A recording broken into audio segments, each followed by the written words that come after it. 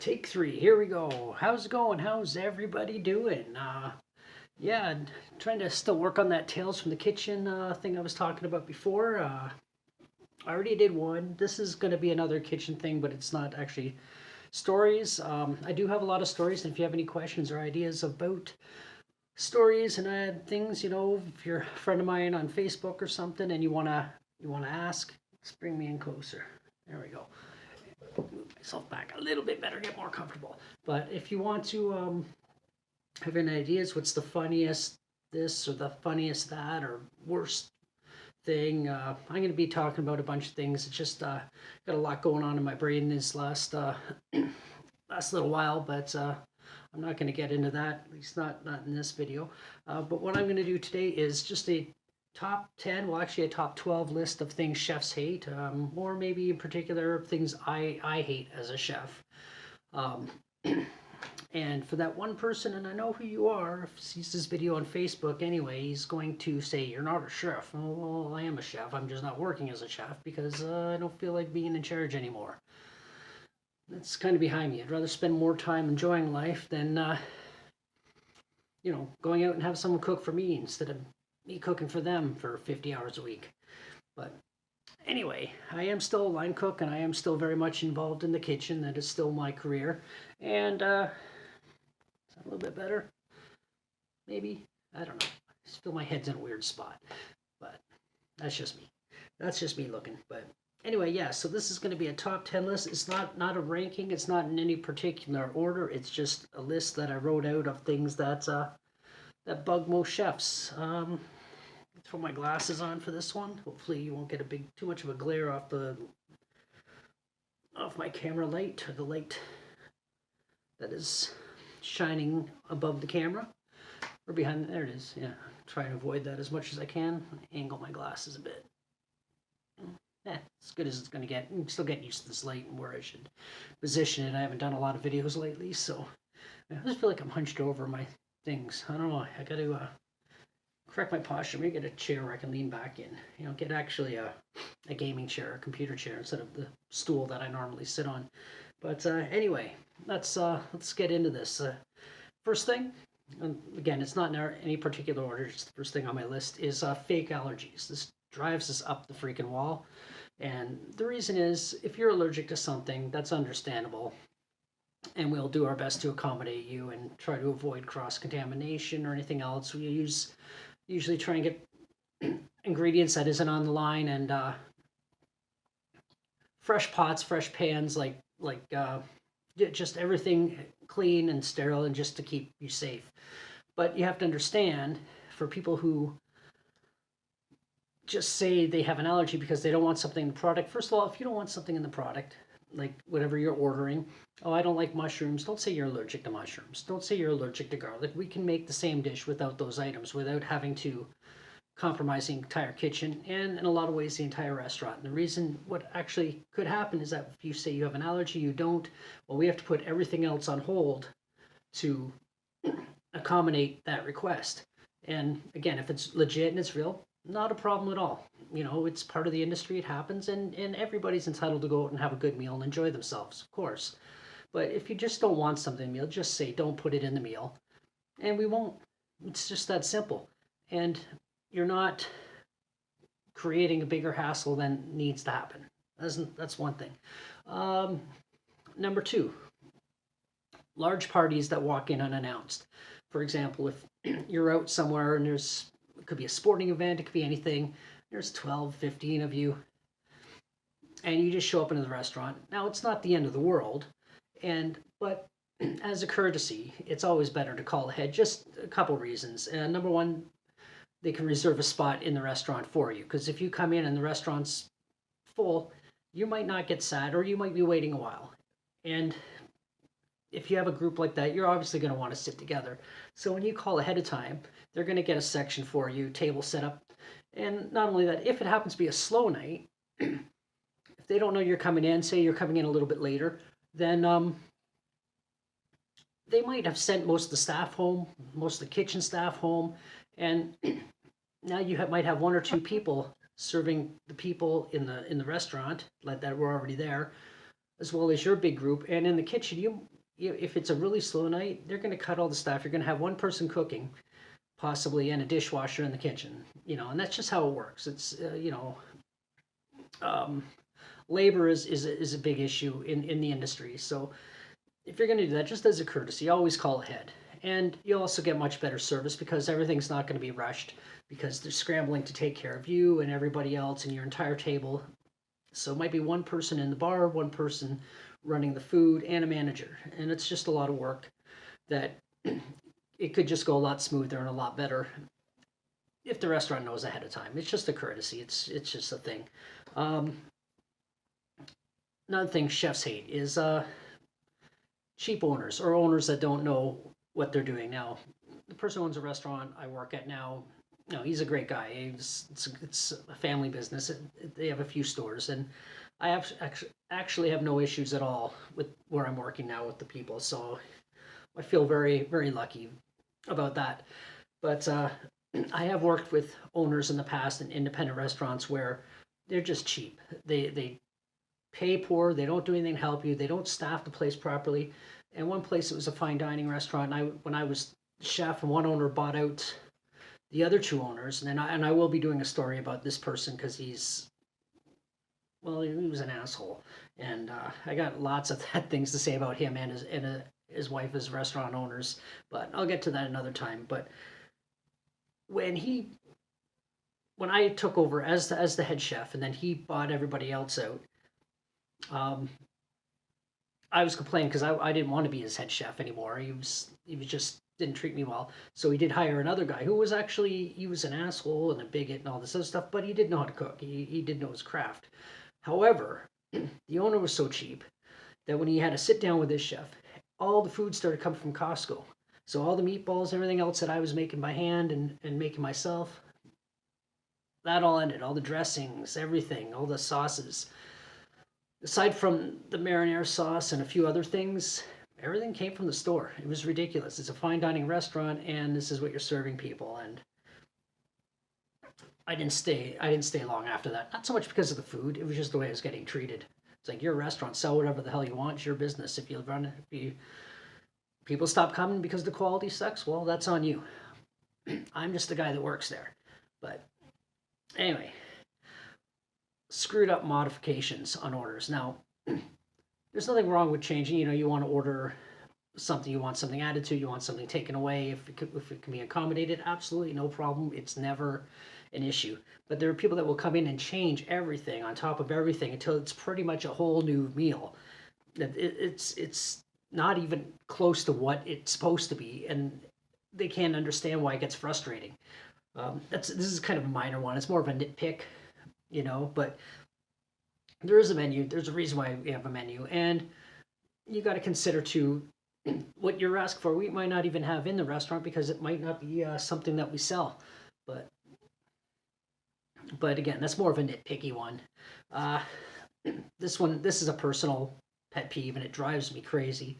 People who salt their food before they taste it. It drives me up the freaking wall. And the reason is, I put a lot of work when I was the head chef and I was the executive chef back in the day.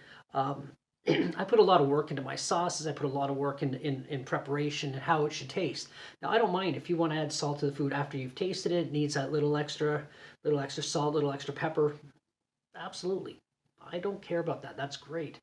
It's the way you want to eat it. But the fact that you're putting it on before you're even tasting it tells me, number one, you're not confident enough in my cooking that you feel you have to make it better before you've even tried it.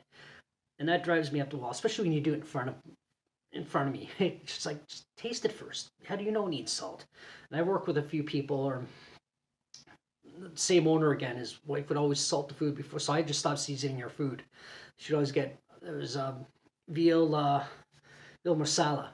I didn't even put the marsala, I would just put the demi-glace, heat it up with the veal.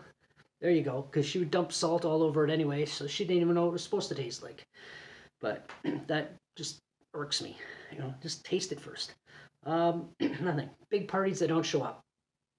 You're sitting around waiting and waiting. Now, it's understandable if you have, say, a party of 20 and only 7 people show up. It happens. The host might not know, might not have had any warning from the people that didn't show up. It's not always their fault. It happens. But I'm talking about when you make a big reservation and decide amongst yourselves last minute, you know what, fuck it, let's not do this for whatever reasons. It might be a personal reason. It might be a financial issue. It might be just you don't fucking care. You just don't want to do it. It didn't matter. But just call the store, or call the restaurant rather, and let them know, because they might bring in extra staff that are now, it could have been their day off. It could have been a lot of things, and that they're missing out on because, you know, they're expecting this party to come in and they're happy to be there to work, but when they're staying around doing nothing and then have to get sent home after a few hours of just standing around, it's kind of rude. It's just inconsiderate. So don't do that.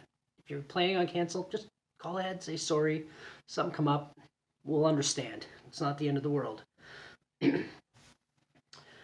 Another thing, this is more of an internal thing, but when big parties show up and the front of the house doesn't communicate with the back of the house. Now, where I am now, the front of the house and back of the house, we get along great. We're a team, we're a family. We we all joke around with each other. We all get along great. So I'm not knocking any staff. This is just an overall thing of all the restaurants I've ever worked in.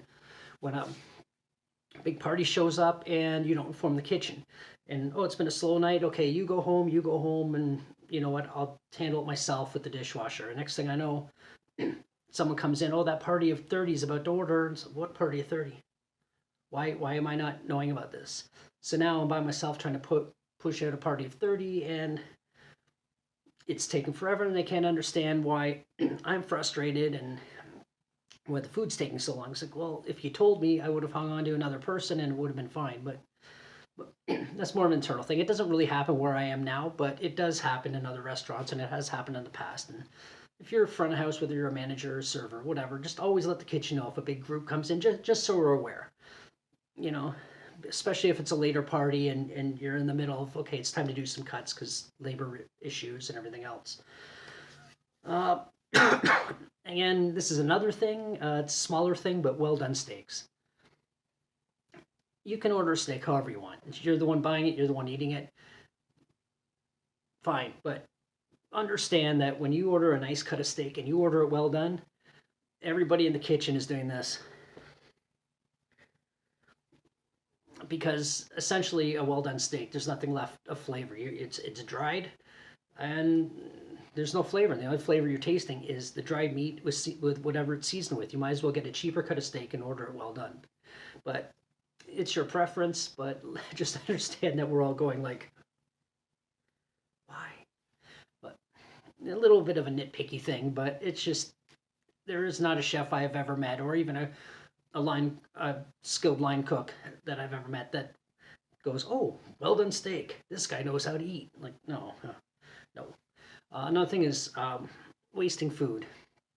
And this is more if there's like a large party and they pre-order a bunch of things, platters or whatever, and they eat a little bit and 90% of it ends up in the garbage. And it bugs me. Sure, it's all paid for. It's their money. It's their business. But what bugs me about it is that we took a lot of time to prepare it, set it up, cook it, make it look nice on the plate, and you're just throwing it in the garbage. And it's like, paid for or not, that's a lot of food, that's a lot of time, and a lot of heart that went into that. And not to mention, I live in Toronto, and I work downtown Toronto, and there's a lot of homeless people in Toronto. It's a big city, right? It's, the fifth largest city in North America. And there's homeless people all over the place that would eat that. And you're just tossing it away like it's nothing, and that drives me crazy. And once the food leaves the kitchen too, you can't reuse it. Number one, it's kind of gross because you don't know who's been touching it, and of course it's illegal. But it just, take it with you, do something with it. Like, try to at least look like you're appreciating it, all the work that was put into it. But here's another thing. This is more of a front of house versus back of house thing, but it's not always intentional.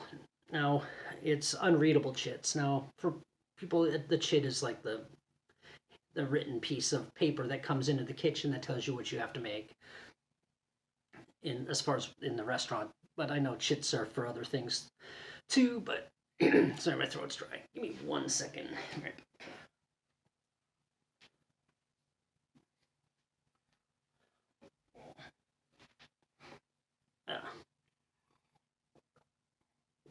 That's better. But in the old days, just before the POS systems became like commonplace, it was always handwritten, and it was like they went this big, and they'd write on it, and one copy went to the kitchen, one copy went to the customer, and one copy got put away for the records and stuff. So sometimes it would just scribbled so fast, you'd be looking at it like, what the fuck does that say?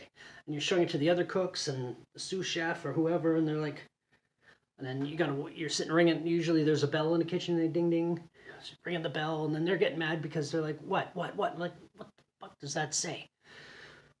And then also now with the POS systems, they're usually touchscreen, so it's a little understandable. They're hurrying, and but sometimes you get servers that punch in like abbreviated versions, and everything's like just letters, and you're looking at it for 5 minutes. Now sometimes it cuts off, and that's not the server's fault, or sometimes they hit the wrong letter because they're in a hurry and they don't have time to fix it. Usually we can decipher that pretty easily, figure out what it says, but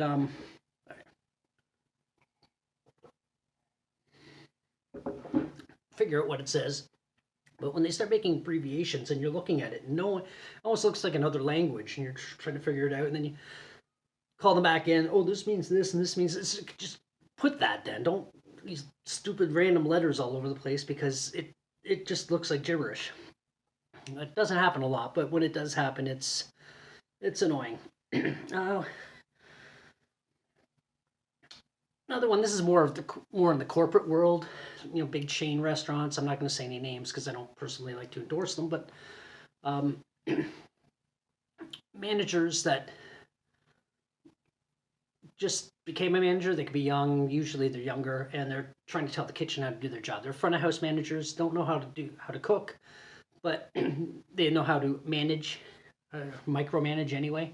So they come in the kitchen and start telling, do this, do it like this, do it like that, and do this. Like, no, that's wrong. Especially if you've been at that location, or you've been with the company for years, and it's like their first week, and they want to put on a good show for the general manager, or they might even be a general manager trying to put on a good show for their area supervisor or whoever. And they're just and even when you tell them they're wrong, and you say, oh, we've been doing it this way for so many years, you're like, well, that's not what head office is. Like, that doesn't always matter. And also, usually the head office will come in and see what we're doing. Anytime head offices come in when I was working, depending on where I was working, what company I was working for, usually they never had a problem with anything I've ever done, because I do everything the way it's supposed to be done. But these new managers come in, and it's like, if you're a front of house manager and you don't know anything about the kitchen, don't come in and start telling me how to do my job. Ask how things are done, and then once I tell you, and if you see me doing it differently, then ask me why I'm doing it differently. But don't come in and start yelling at everybody, because number one, that's bad. That's poor management, which I'm going to be doing a video on that at some point soon too. Good management versus poor management. And you're not going to get any respect, because the second you leave that room, people are going to start laughing at you and making fun of you. So just ask questions before start barking orders. And remember, if you're a manager, don't be a boss, be a leader. You know what I mean? Do things to help. Don't crack the whip and start giving orders, because again, you don't do that. And lastly, I got is messy environment. And again, this goes more towards the corporate thing, but coming in, say, like I usually work evenings, and if I come in and everything's a mess, it drives me up the wall. Not so much where I am now, because it's a smaller place, smaller staff, and it's just, it's generally a clean place, but it's, if there's a few things out of place, it does happen, because there's not always time to have everything boom, boom, boom, boom, boom, because busy lunch, small window of time, not a lot of staff. It's just the way it is where I am, but it's usually pretty clean anyway. But when I was working corporate places, and there's like 5-6 people working during the day, and then they disappear and everything's a mess and not stocked up, and it's like you come in and you're already pissed off and you've only been there 5 minutes. Always clean up after yourself if you're working somewhere, just as a courtesy. And if you're the closer, and always keep things tidy. Stock up where you can for the openers the next day, because you come into a shitty environment, you're going to be in a bad mood for the rest of the day. And you're not even going to want to be there. But you come in and everything looks good, everything's clean and tidy. then you feel a little bit better. You might not want to be there because you're at work. You'd rather be out, sitting on the beach or bike riding or whatever it is you like to do, rather than be at work. But just have a courtesy to, because you do all work together, even if you're not working your shifts borderline overlap. You're not working together all the time, but you still work for the same company. You still work for the same people, and you're still part of the same family. So always take care of each other.